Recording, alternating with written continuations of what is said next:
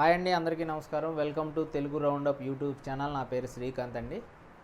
ఆంధ్రప్రదేశ్ రాష్ట్రంలో ముగ్గురు ఐపీఎస్ అధికారులని ప్రభుత్వం సస్పెండ్ చేసింది. వాళ్ళు ఎవరంటే మాజీ ఇంటెలిజెన్స్ చీఫ్ పిఎస్ఆర్ ఆంజనేయులు గారు, విజయవాడ మాజీ పోలీస్ కమిషనర్ కాంతి రాణా తాత గారు, విశాల్ గున్ని గారు. ఈ ముగ్గురు ఐపీఎస్ అధికారులని ప్రభుత్వం సస్పెండ్ చేసింది.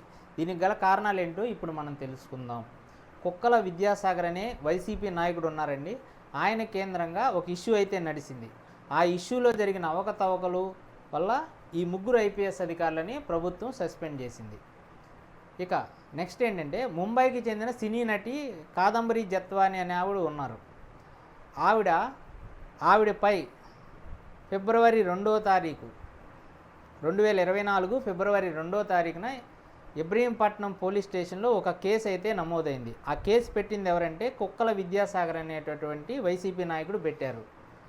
ఎందుకు పెట్టారంటే, ఈ కుక్కల విద్యాసాగర్కి చెందిన భూమిని ఫోర్జరీ సంతకాలతో వేరే వాళ్లకు అమ్మడానికి కాదంబరి జత్వాని ప్రయత్నించిందని ఆయన కేసు పెట్టడం జరిగింది.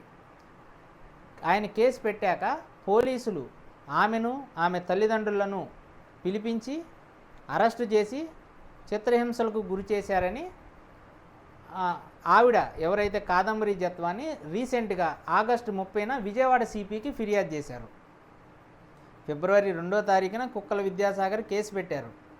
అప్పుడు ఆవిడని ఇలా హింసలకు గురి చేశారని ఈవిడ ఆగస్టు 30న విజయవాడ సిపికి ఫిర్యాదు చేశారు.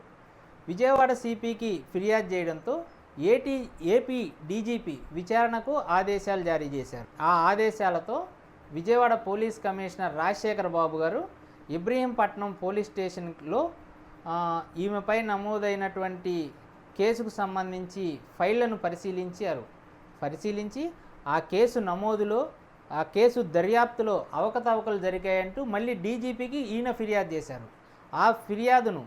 ఆ నివేదికను డీజీపీ రాష్ట్ర ప్రభుత్వానికి ఇచ్చారు. రాష్ట్ర ప్రభుత్వం ఆ నివేదికను చూసి ఈ ముగ్గురు ఐపీఎస్ అధికారులని సస్పెండ్ చేసింది. ఈ ఇష్యూ అంతా కూడా కుక్కల విద్యాసాగర్ చుట్టూ తిరిగిందండి.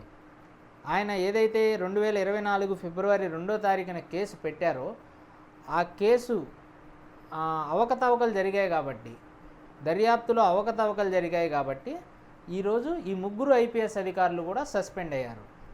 ఈ వీడియో చూసినందుకు మీ అందరికీ కూడా థ్యాంక్స్ అండి.